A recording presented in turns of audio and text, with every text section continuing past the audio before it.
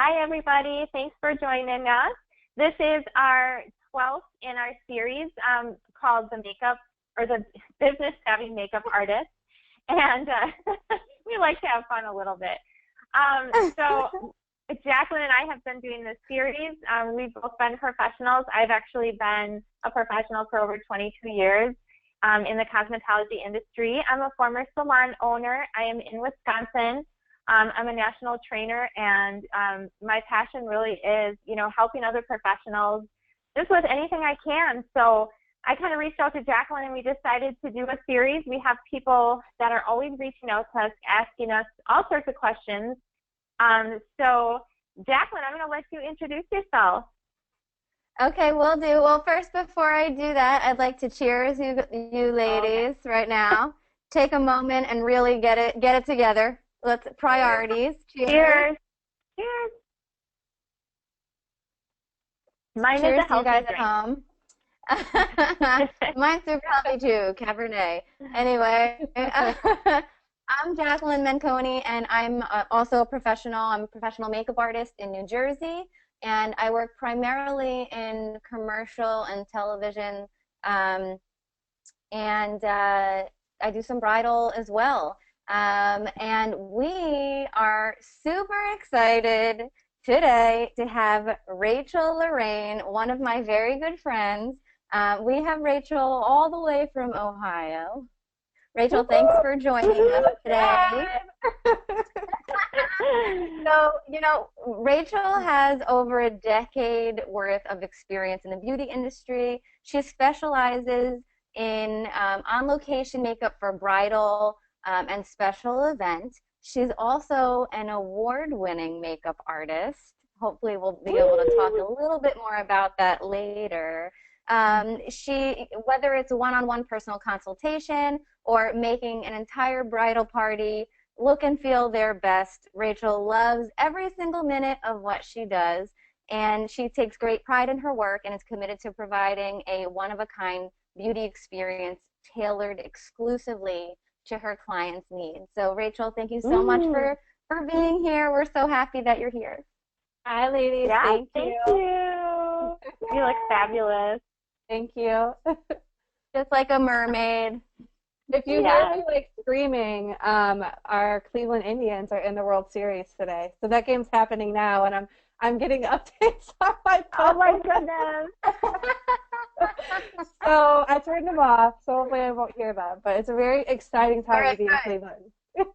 Good. So we have a lot of questions for you. I'm going to start sharing my screen so that everybody can follow all of us on social media. So hopefully you guys can see my screen at this point, right? Yes, we can. Okay, excellent. So so Rachel, I'm going to ask you the first question. Okay? So that is, how did you get involved in the beauty industry? How did it come about? So I think it's safe to say that I kind of was born into it. I remember being a little girl, and I know everyone kind of starts with these stories, but I mean, it's really kind of funny. I remember my mom sending me outside to play, and I would get so mad because I would get dirt underneath my fingernails, and I would like come in the house, and I would be distraught that she ruined my manicure, like my freshly painted nail polish that usually I had convinced one of my brothers to paint, and I like would be hysterical. So like that's probably my earliest memory of like being interested, and I remember countless fights with my mom about how much makeup was appropriate, when I was allowed to start wearing makeup. I mean, many groundings because I would sneak makeup into school when I was like in 5th grade. So, I mean, it started pretty early. Wow. Definitely in my blood. I was born a girly girl. When I got into high school, I moved around a lot. So a little tidbit about me is my stepdad was a general manager for GM. So we moved around like every 2 years, opening up these new plants. Pros and cons to that. Obviously, it makes you really flexible. But I went to 13 different schools before I graduated high school. So wow. 5 of those were in high school. So moved around a lot. I ended up in this small town here in Ohio. I had lived in Georgia for a couple years, and when I moved to Ohio, I moved to like this really small town called Rittman, which is like 25 minutes west of Akron. So everyone knows where Akron is. Everyone's familiar with LeBron, right? So, Yeah. long story short, I wasn't at the school really long enough to like really care about college, and I was looking for alternative. I didn't really want to go to college, didn't want to move away, and so I went to the vocational center. I started going to the career center, vocational center, they call it different things, which offered cosmetology. I don't really remember why. I just was like, I know hair and makeup. I'm a beauty girl. Like I like to be pretty. I'm gonna go to school for this. So I did. I did really well. I was, top of my class. I don't think I was number one, but I was in the top like 3 or 4 in my class. I did really well with it, and that's kind of how I just got introduced to it. But as we'll kind of get into later, I didn't stay that route, but that was kind of my first, introduction. Wow. That's I didn't know any of that about you. So that's pretty cool. I love that. So you started to go to school, and then, what sort of happened with that when you graduated? Like, tell us where your career took you at that point. So after graduating high school, I worked in a salon for a while, and no disrespect, but it was like a chain salon. It was one of the salons that was more focused on producing, like on retail sales. My bonus was dependent on how much retail I sold, and I kid you not, I would have 10 customers a day, and 9 of them would be male haircuts.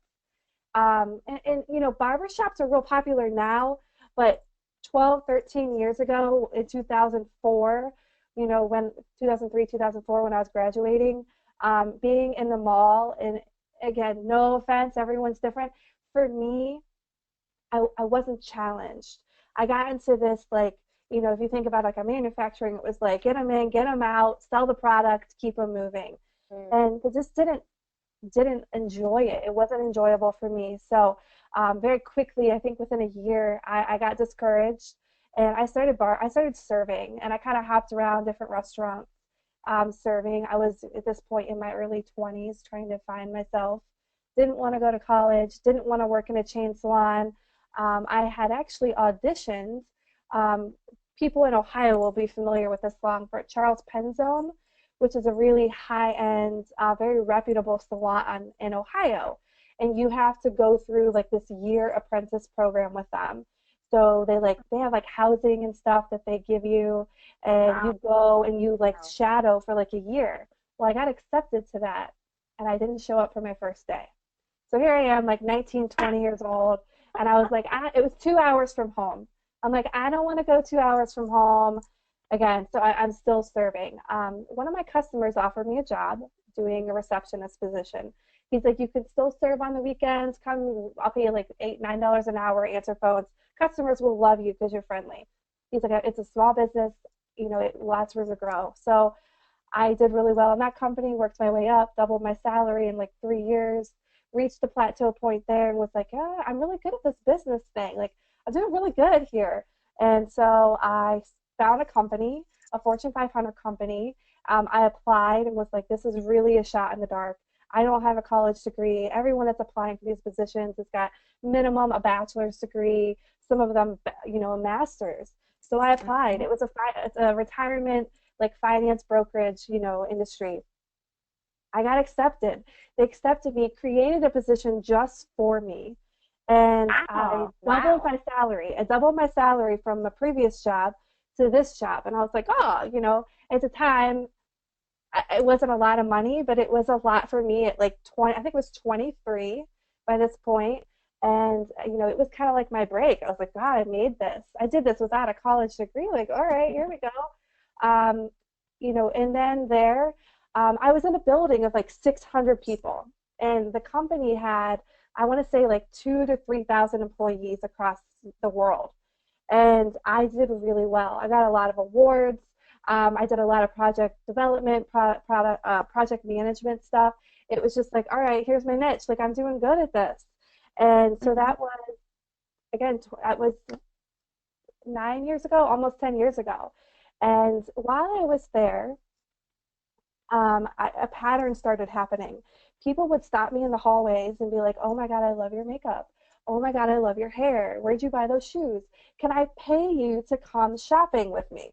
And I'm like, "Okay, like I don't know how this is gonna go." I would literally go and like help them pick out lipsticks. I didn't know what I was doing. I wasn't trained. Like when you go to cosmetology school, they don't teach you lipstick. They Yeah. don't teach you makeup. They teach you how to cut hair, how to highlight, how color correction, stuff like that. It's really very minimum makeup. I still at this point didn't have any idea that I loved makeup. I was good. I liked doing it on myself, and this thing just evolved.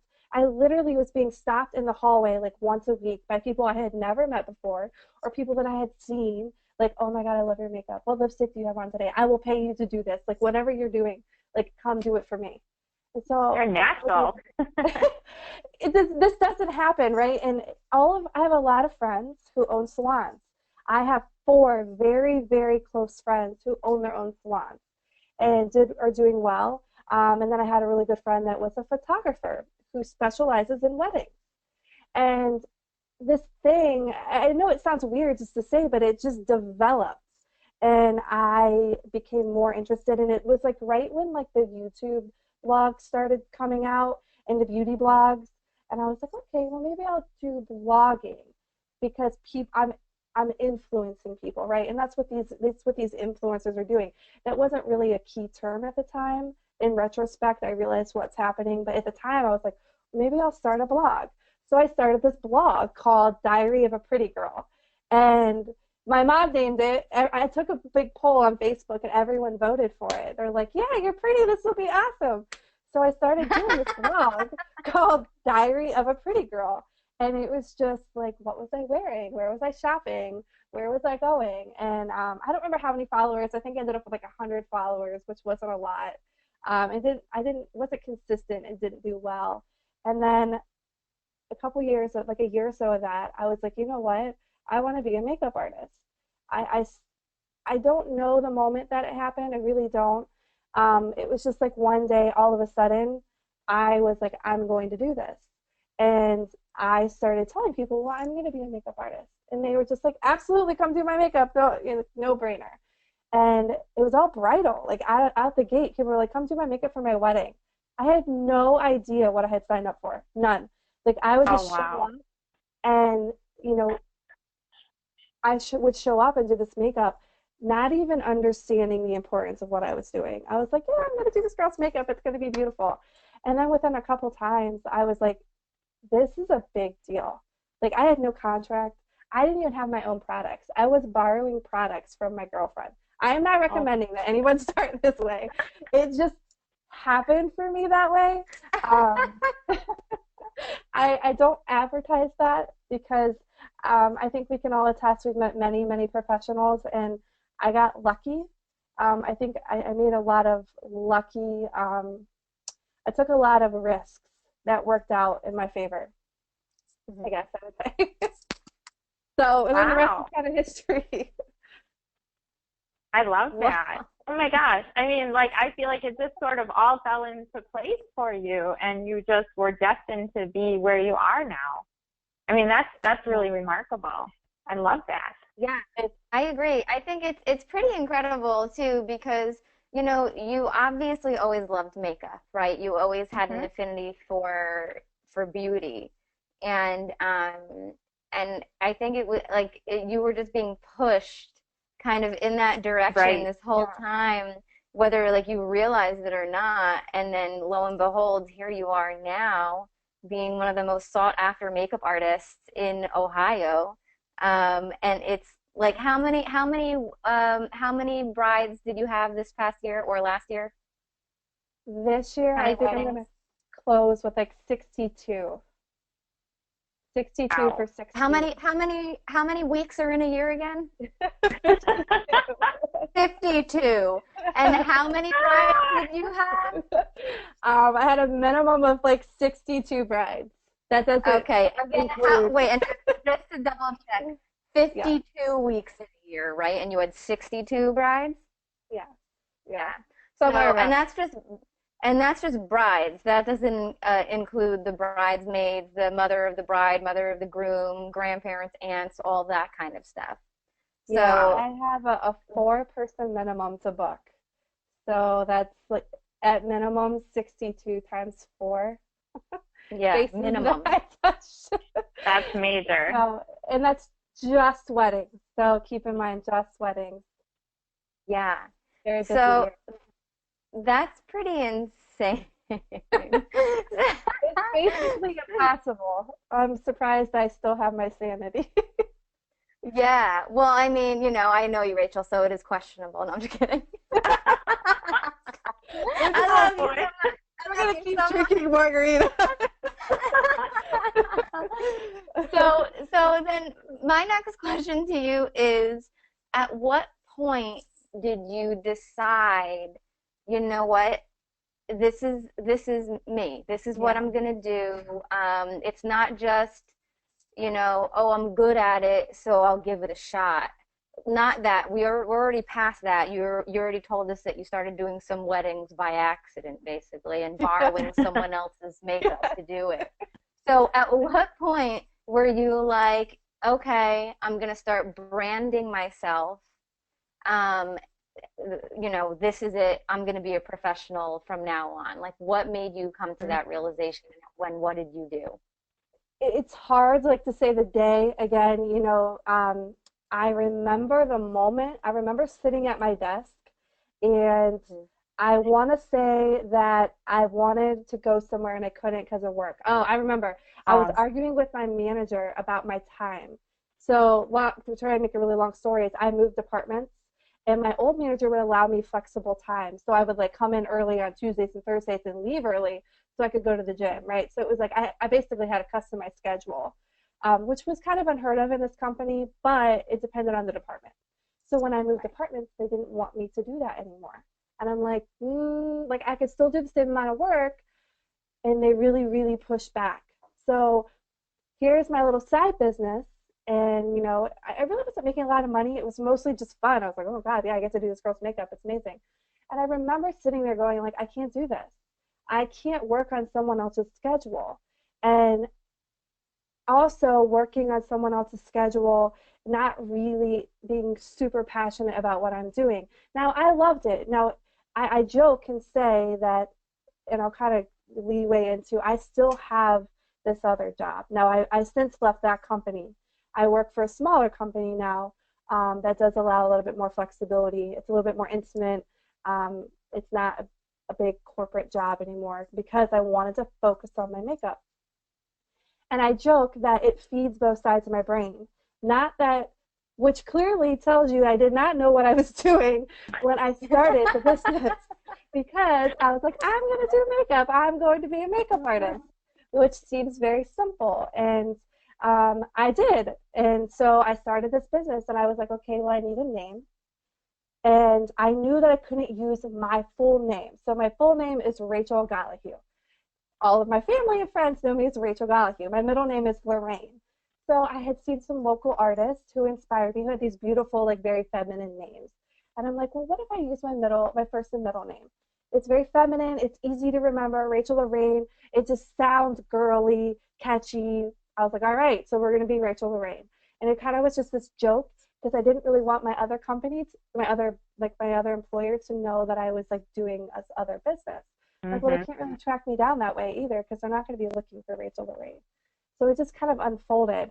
And I remember knowing in the beginning, and this is kind of my business sense, is I did marketing for my employer, and I knew that branding was very important. I would spend 6 hours in marketing meetings arguing with companies about brand, about whose brand was more important. So I knew how important a brand was.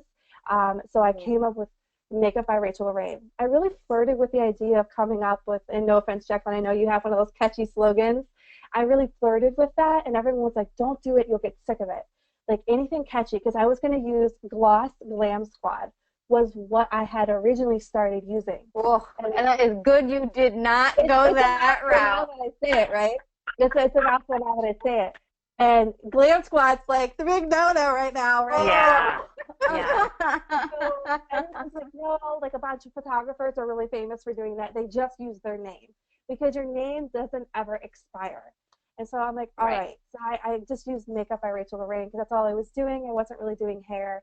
The second part of that is I needed to decide what products I wanted to use. Here, I had seen some stuff online. At the time, MAC was the biggest thing that I knew of, and I'm like, I don't really want to use MAC because I can't resell it.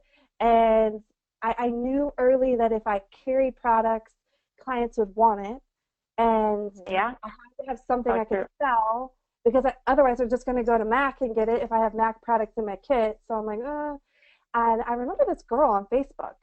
I didn't really know her, and we had some mutual friends, and she had been posting about New York Fashion Week, and she'd been using Motives products.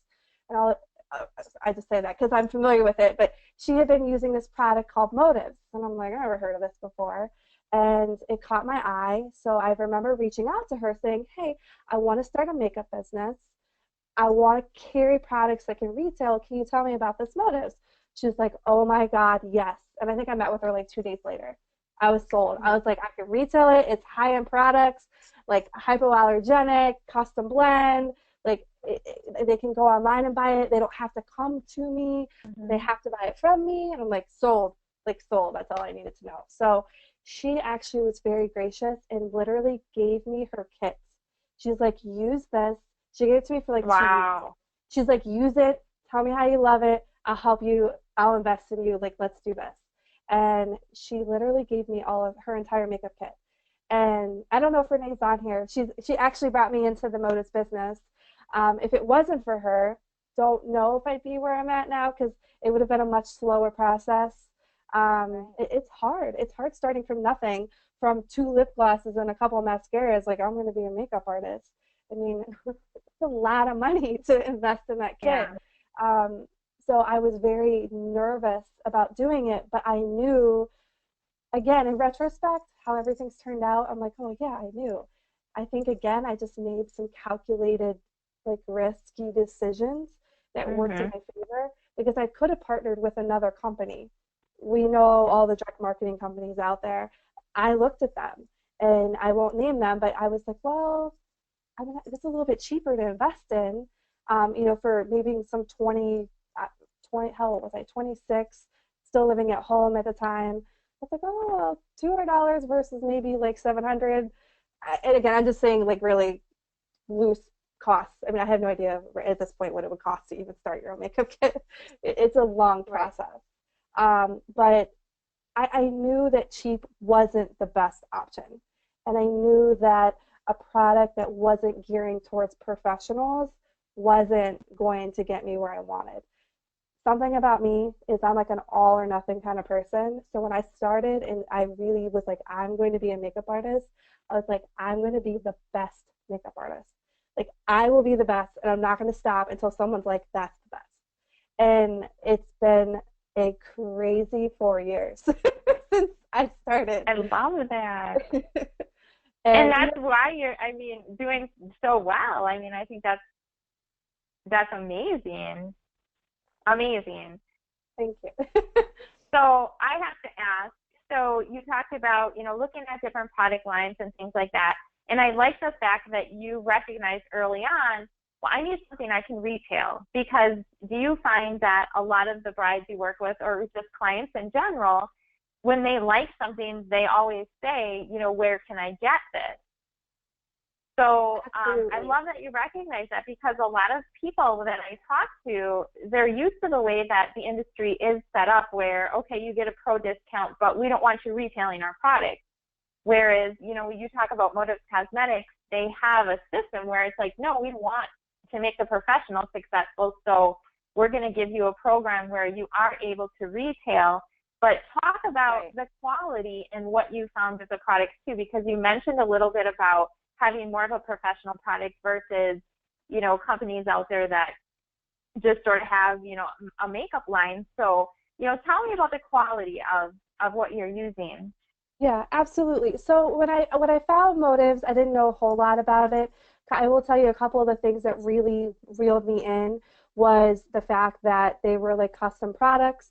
I remember Renee telling me that like, the eyeshadows were not just like one flat formula and they put dyes in them. They were like all custom formulas.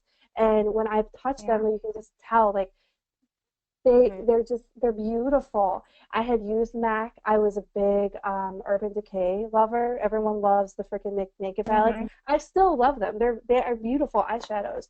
But I found this Motives. I got more product for less.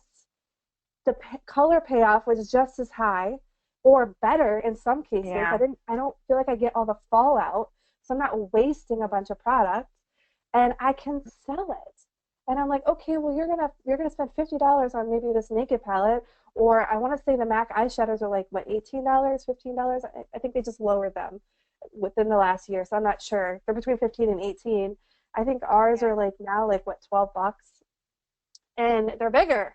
And I just think that I think it's argumentative. Are they better? Are they at least equal? You know, every product's different. We're makeup artists. I love makeup. I fell in love with everything that they had to offer. The variety, you know, for a pro artist, I couldn't be limited to like 20 colors, which I find with some other like direct marketing companies, they don't have the variety that Motives offers. And quite frankly, now, a couple years in the business, we're coming out with new products twice a year. Amazing products. And, you know, it just, again, at the time I didn't quite know that. I think what really reeled me in was the quality. It was high quality. I felt like it was geared towards professionals. They have palettes, so it wasn't just consumer branded products like, you know, like the naked palettes and the Urban Decay, which I think are more geared towards the consumer. Oh, absolutely. So I think that's really, you know, someone was telling me about, you know, our liquid mineral foundation, and that really fascinated with me. And I'm not a science person, so I don't remember all the science behind it, but I love that it was a liquid mineral and it wears like an airbrush. So airbrushes, and we know this big buzzword. People don't really need it. They think they need it. So as long as you can give them an airbrush finish, that's really what they're asking for. They're asking for Photoshop, but they're using the word airbrush. So I fell in love with the foundation. I'll be honest, when I used it the first time, I didn't like it.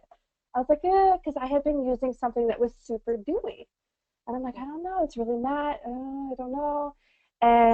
But I hated all the pictures I was in. I hated it because it was super shiny and greasy looking, and by the end of the day, my makeup was like greasing off of my face. So I ran out. I ended up having to use Motives. And I ended up having to use it for a couple weeks, and I'm like, that was like 3 years ago, and I have never used anything since. I try sometimes to play with stuff just because I'm bored, and you see a $90 foundation, and you're like, why is this $90? I need to know why this is $90. It's that way. Right. I go back to my like $33 Motives foundation. I mean, that's what I have on today. I love it. I will tell you that my clients love the lightweightness of it. I give them full coverage. It's buildable, but it's breathable, which is so important because as a bridal makeup artist, the brides don't want to feel like their face is caked on. It's like one of the first things they'll tell me is I don't want to feel like I have a lot of makeup on. And I'm like, I got you. We're going to cover it all up, but your face is still going to breathe, and it's going to be beautiful. Yeah. Or they're like, I don't want it to look like I'm wearing a lot of makeup or anything like that, because some of them don't wear a lot of makeup normally, so they don't want to, you know, look so different and feel different. So that's awesome to know. Jacqueline, go ahead. Yeah. Exactly. So okay, so now you're really kind of getting into the whole Motives thing for us right now. And for those of you who don't know, you know, both Leigh and myself also decided as professionals to partner with Motives. Leigh, how long ago did you partner with Motives? 6 or 7 years, I want to say now. It's been a while. I don't even know. And then myself, I partnered with Align back in like October of 2012. So we've all kind of been around for a while, and we all were still professionals or at least Leigh and I were still professionals prior to getting involved with motives and partnering with motives, and we all know that Rachel has been a makeup lover. Did it all at one time. I was like, makeup, just jumped in. But you know what though, Rachel? It goes to show you that if you want to do something, right? And I'm not just saying you specifically, I'm saying the general you. If you want to do something, and if you're in a job that you don't like, and you have, a passion that's elsewhere, that is not in that building, not in that industry, let's just say, for instance, I don't know, it's makeup. You can go from your 9 to 5 and do makeup on the side if bridal makeup is your thing. Or you can, if you are brave enough, leave your 9 to 5 completely and pursue other avenues of makeup artistry, like, for instance, what I did with commercials and television.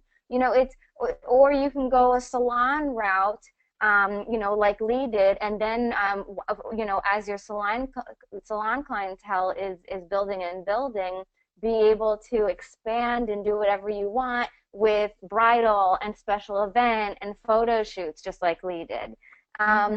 So it's pretty versatile, and it's pretty incredible that you, Rachel, personally went from, and you're still doing it now, from a 9 to 5 in a place that you weren't loving, to leaving that place, realizing you wanted to be a makeup artist, starting that business, and still having your 9 to 5 all the while now. It's pretty incredible. Like, what would you say to people who, this is a two-parter, what would you say to people who are thinking about making a move or are just starting out already in makeup artistry? And what would you say to people who have been in the industry for a little while and are just kind of stagnant? Maybe they don't retail product. Maybe they haven't even thought of that yet. Like, what would your advice be to those types of people? Absolutely. So your first question, what would my advice be to people who, are kind of on the fence about it? So it's a really good question because I have a couple girls that are in that position. Kaylin's actually on the call. Well, she's watching. So Hi, as Caitlin. I started, I brought Kaylin into the business. I met Kaylin playing volleyball. She was a beauty blogger. She works full time doing like graphic design, like marketing stuff. So we were very, very similar. And she overheard me one day talking about makeup, and she's like, "You do makeup?" I'm like, "Yeah." She's like, "I do beauty blog. I've been wanting to get into makeup." And I think my advice to her was kind of like, absolutely, come on, like, come watch what I do. And it's just kind of been spiraling. And I think my advice is, I think people feel like it has to be an instant thing, right? We didn't just wake up one day and start a 9 to 5 job and we kicked ass at it and made $50,000. It doesn't happen overnight. Your business is what you make out of it. And, I see these people, I see friends who are trying to run businesses, and they're kind of doing it for the wrong reasons. I think people go into business for themselves thinking that, I was guilty of thinking that they'll have more time. And sometimes, that is true, but in the beginning, it's a lot of work. You have to work up to a point where you get that freedom, right? So I think my advice is be patient. It doesn't happen overnight. It takes a lot of work. And sometimes it's going to take a lot more work than you might have to do in the 9 to 5. I'll be 100% honest. I feel like I work much harder at my makeup business than I do my 9 to 5 job.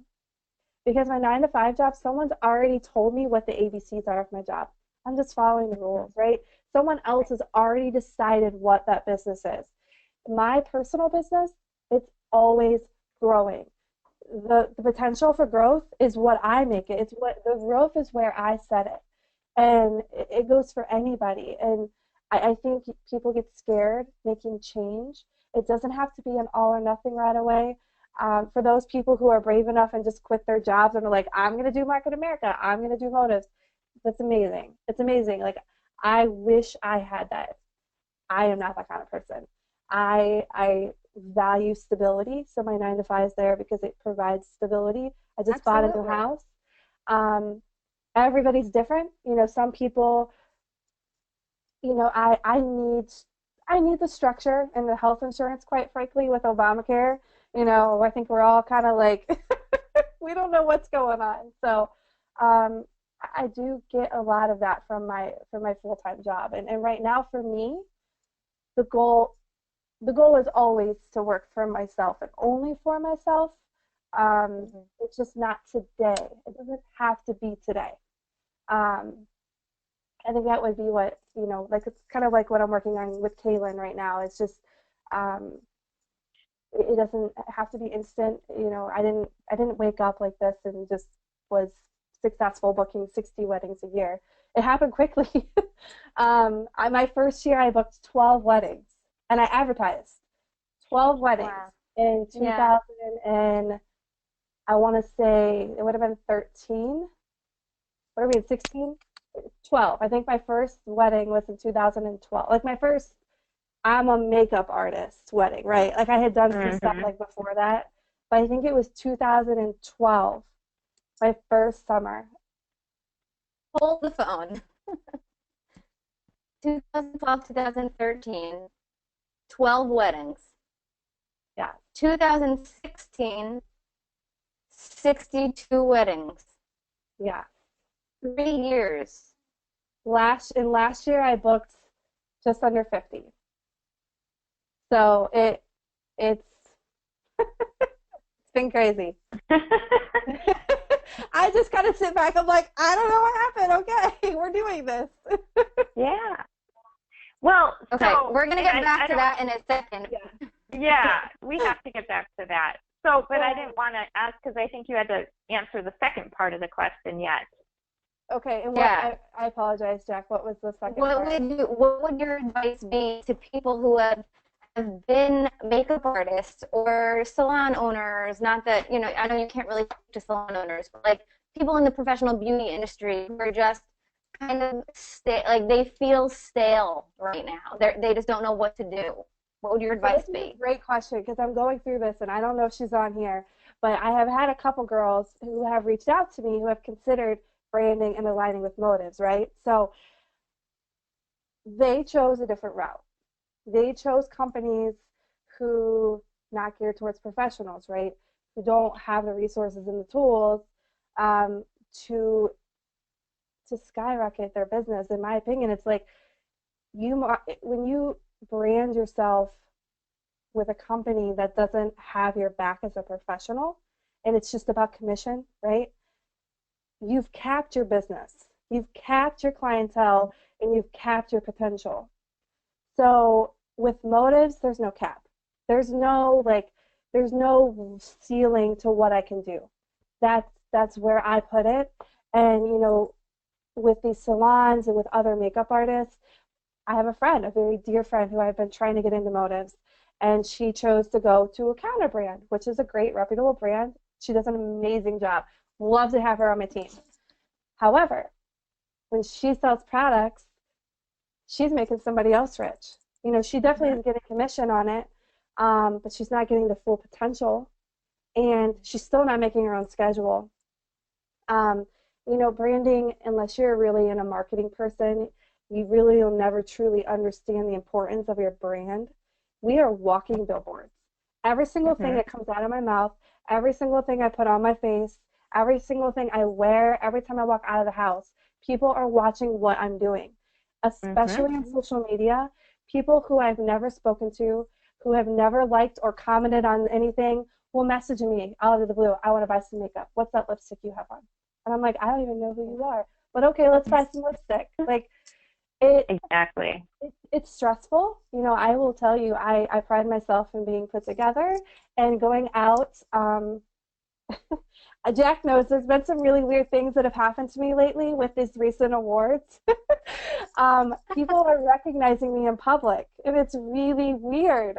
Like, they're following me around in bars. Like, oh my God, I follow you on Instagram. I love your work. And I'm like, I need to buy lipstick. And I'm like, okay. or foundation. It's always lipstick or foundation. Those are the two things people always ask me out in public. And, you know, I just, in retrospect, I can't say enough how important, like, aligning myself with motives has been for me. Aside from the products, aside from just how amazing they are and what the product and retail side has done for my business, the peers that, you know, Jack and you, Leigh, and, you know, Jacqueline has, I'm just going to toot her horn for a second, you know, has been my greatest ally in the last year to help me run my business. And she gets nothing from it, nothing financially from helping me. And I can ask her any question. I can cry on her shoulder, complain about crazy clients, and she gives me advice. And she gets it. And it's so selfless. And just, I know that, you know, I try not to abuse it, but I know that when I have questions that she's there, and because we're all on the same team. Mm-hmm. So, again, I think to kind of root back to the original question of, you know, for people who are in the industry now, I think it's important for you just to look at what are the products you're using now doing for you. And, you know, if it's not working, it's time to rethink things. And it's time to ask yourself, you don't have to do makeup to sell makeup. A part of, like, my, you know, economic background is beauty products are an impulse buy. The beauty industry is the only industry that doesn't suffer in recession. I know we get some slow times with the holidays, but when people are stressed about money, they still need to feel good, they're still buying makeup. I mean, when I'm stressed, my makeup doesn't suffer. Me buying the makeup that I need or that I want is not where I cut our expenses. And statistics show that when things are tough, women are still buying beauty products because they need it to feel good about themselves, especially when things are tough. So I would love to see the statistics right now with this election going on, because I have bought more makeup, I think, in the last 3 months than I have my entire life, and I'm just going to blame it on the election. We won't name any names. Well, and honestly, I have to back up, because the other thing, no, I'm not gonna lie. The other thing is motives is exclusive, so it can't be found just anywhere. So, you know, that's why we're really big on having people represent us properly and having professionals that are able to, you know, work with the customer one-on-one, helping them select colors and things like that. But that's great for you as an artist, because they have to come to you. And we're one of the top trending makeup brands on social media, like Instagram. So people are seeing it and they're like, oh my gosh, where is it? Where can I get it? So when they see you with motives, they're like, oh, I can get it from Rachel. So that's powerful. And being from the salon background, that was extremely important, because almost all of our retail ended up in stores. So, so yeah, I mean, that's huge in itself. But I have to ask, how do you advertise? Like, how do you get all these weddings? Because that is one thing that people always come to me and they're like, you know, how do I promote myself, and how do I get my name out there, and how do I book weddings, and how do I get busy so that I'm making money? So how did you do that? Okay, so I get asked this question a lot, and I always want to start with, you have to make sure your skills are up to par before you start advertising as a makeup artist, okay? I did things completely backwards. I am not advertising that's how you should do it. I mean, now that I know what I was doing and the risk I was putting my clients at because I didn't know proper sanitation, I'm very embarrassed. I have learned a lot in the last couple years about sanitation and just professionalism and having a contract and how much time I need. And, you know, so first and foremost, educate yourself. Find someone who knows what they're doing, who's willing to take the time to teach you. If you have to pay them, you pay them. If you have to go to makeup school, go to makeup school. Find someone online who's reputable, like Sonia Roselli, Erica Carr. They're both very successful. They both specialize in bridal, but other things too, and they offer education. I have now since done that stuff, have come a long way, but I don't encourage anyone just to pick up a makeup brush and be like, I'm a makeup artist. It's very, very, very dangerous, and you could lose a lot by touching someone who when you don't know what you're doing. So with all that said, I know I did everything wrong, and I turned out okay. It's really hard to give people advice. It's like one of those things, like, do as I say, not as I did, because I am the exception.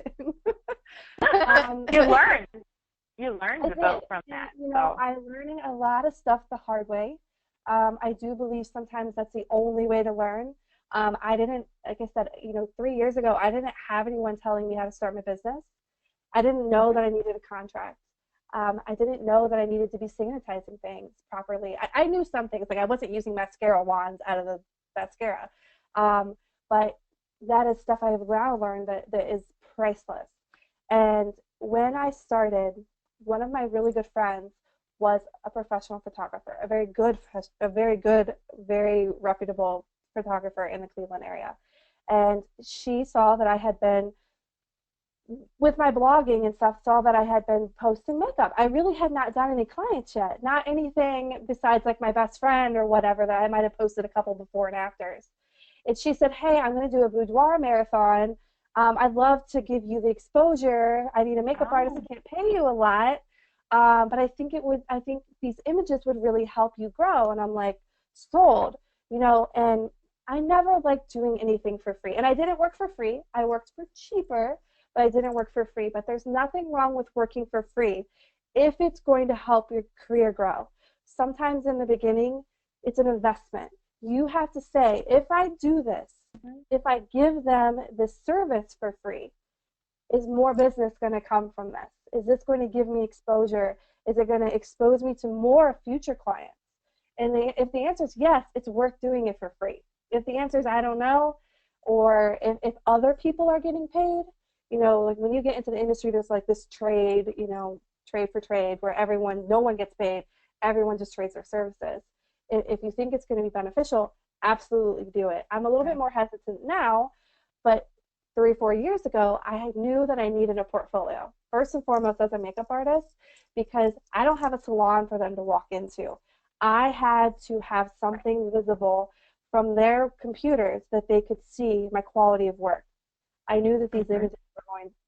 I didn't know how impactful they'd be, but I knew that they were important. So I did this boudoir session. You can actually see them behind me.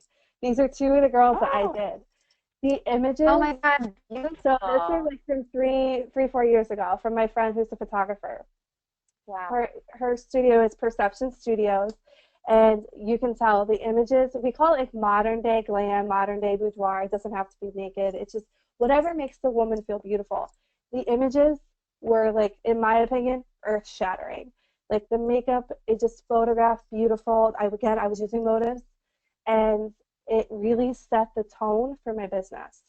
And if I hadn't had that opportunity, again, I don't know where I'd be. And I used those images to start advertising myself. So I started my Facebook page. And what I did was I changed my blog. I changed the name from Diary of a Pretty Girl to Makeup by Rachel Lorraine. So the page that you see on Facebook now, that's Makeup by Rachel Lorraine, it was originally Diary of a Pretty Girl. So I kind of stole some clients that way. I was like, hey guys, follow me over to my makeup business, which is really kind of what people wanted anyway, so it worked out. And I basically just cut out anything that wasn't beauty related, and I just focused mostly on makeup at that point. And I started using Thumbtack. So my first year, I don't remember who or how I got introduced to it, but I got introduced to Thumbtack. I had these images. I had a couple before and afters from a couple clients that I had done, and I started advertising on Thumbtack. So for those of you who are not familiar with what Thumbtack is, it is, you go on there as a client, you're like, hey, I'm getting married on this date, this is where we're getting married, I'm going to repeat myself, we're getting married here, here's the date, how many people, this is what we need. As a professional, I see this request come through, it's like, Amanda's getting married on October 15th, are you available? And I'm like, if I'm available, I can pay a couple dollars to send her a quote. It's like $2 or $3 to tell her, hey, this is all of my information. It's basically a quote. I sent her an email with all of my info.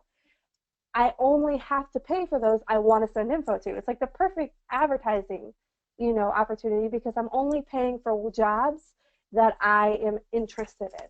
And so I love the idea. And I did a analysis my first year. I booked 98% of the weddings I bid on. I mean, it just was insane. Wow.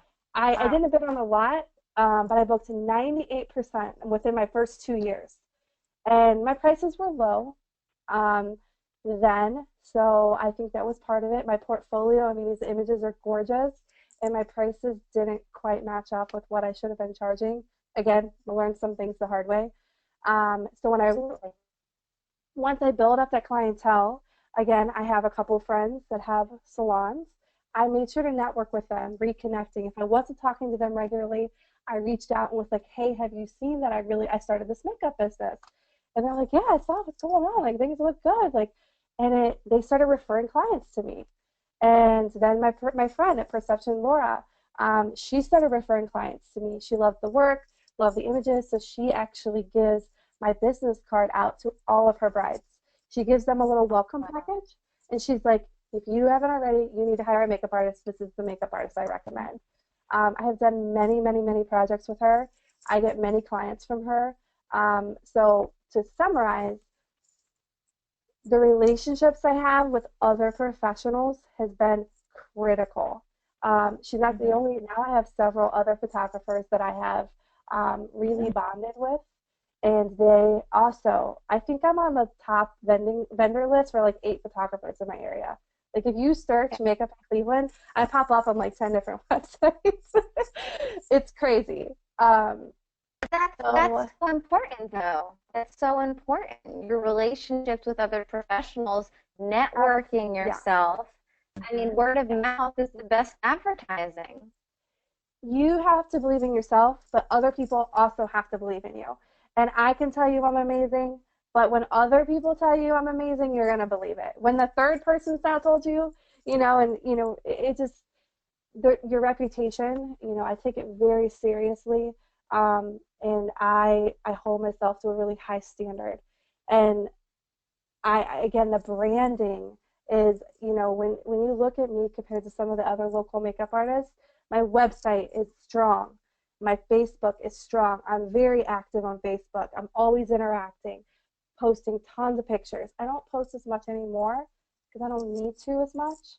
But when I first started, it was like once a week I made sure I posted something. And I was always posting before and afters to just build up, you know, people recognizing me as a makeup artist. I don't advertise at all anymore.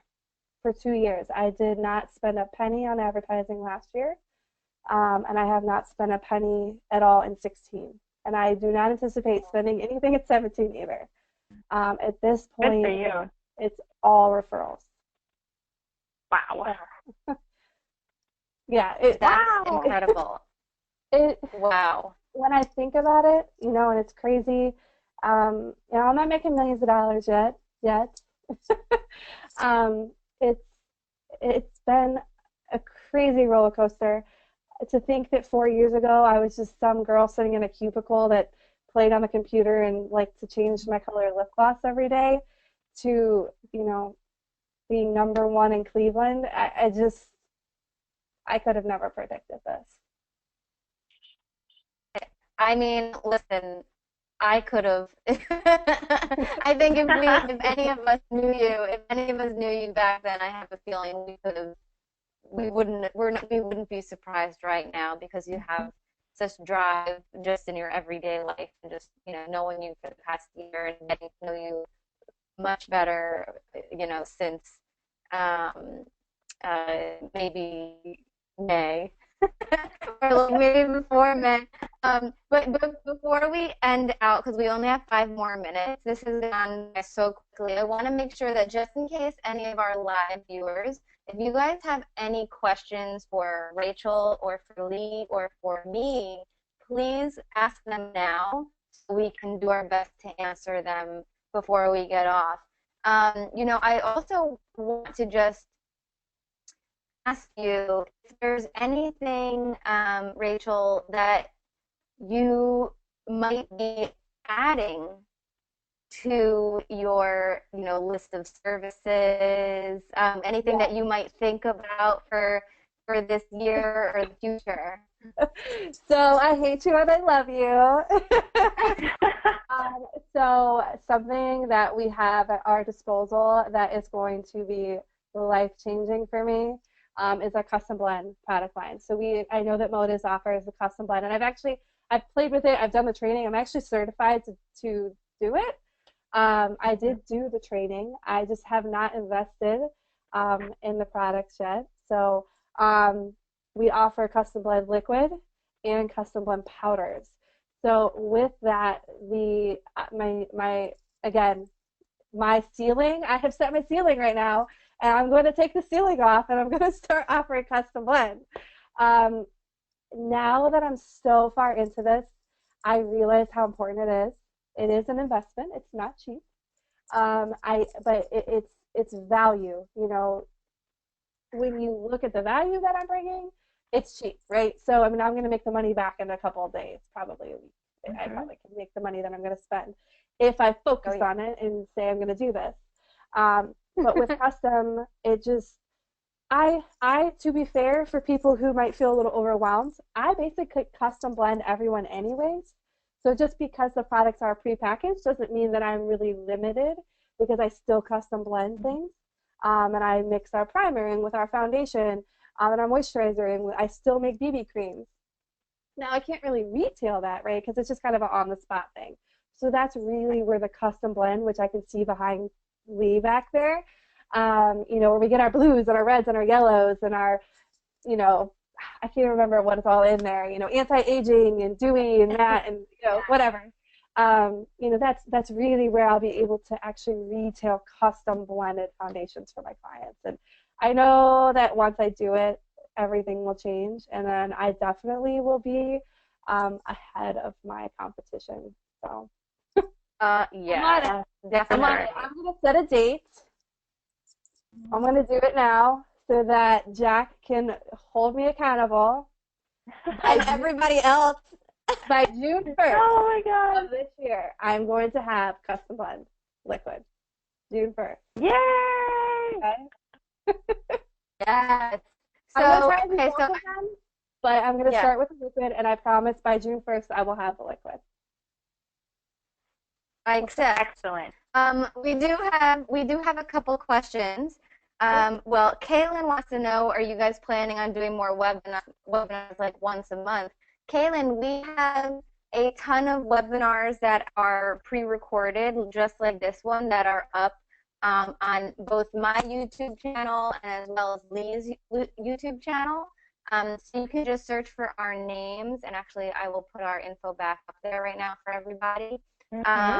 And yes is the answer. We will absolutely have more webinars. We're planning on doing them every other Wednesday. So so that's your answer for that. And then we have another question. Amy Lewis. Hi, Amy. Amy and I spoke the other day. Actually, we had a little video chat, and she wants to know if there are any custom blending training opportunities coming up in Ohio. So, Leigh, do you happen to know anything about that? Because I know Leigh is a trainer. I don't know if there's anything scheduled, but if there is enough interest in a training, we can definitely set something up for the area. So, because we have trainers all over the world. So what's really cool about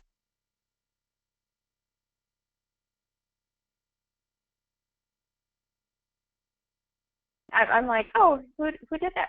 So yeah, so we can definitely if you want to talk to Jacqueline or Rachel, we will definitely get something scheduled in the area if there's enough interest. I would love to come there, so can hang out with Rachel.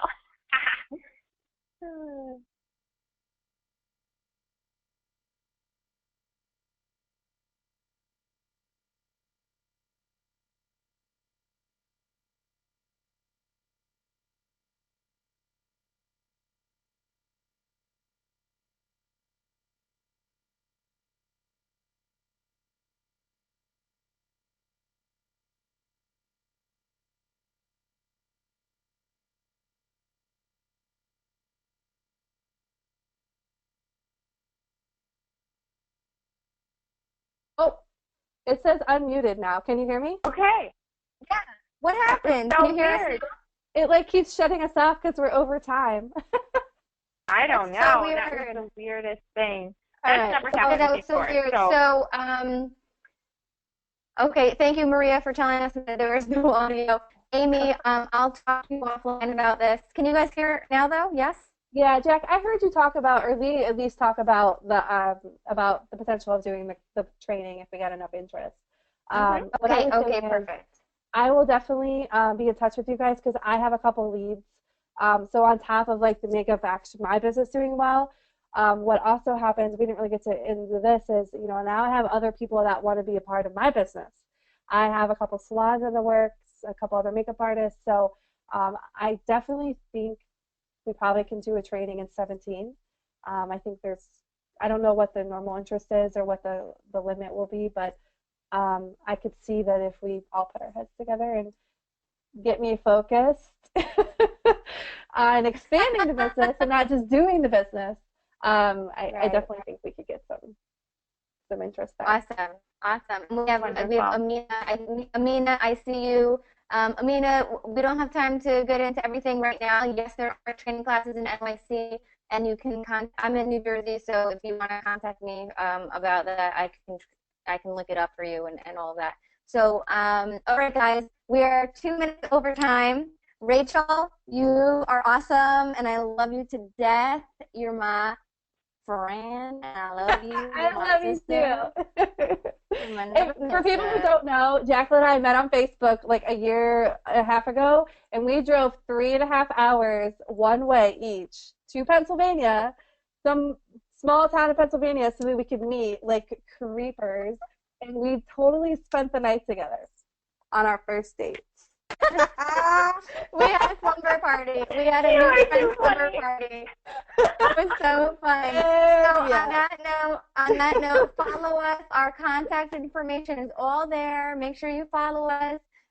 Reach out to us if you have any questions, and let's cheers before we end the recording. Cheers. All right. Thank you guys so much. everybody. Thanks Bye. for tuning in. Thank you. Have a great night.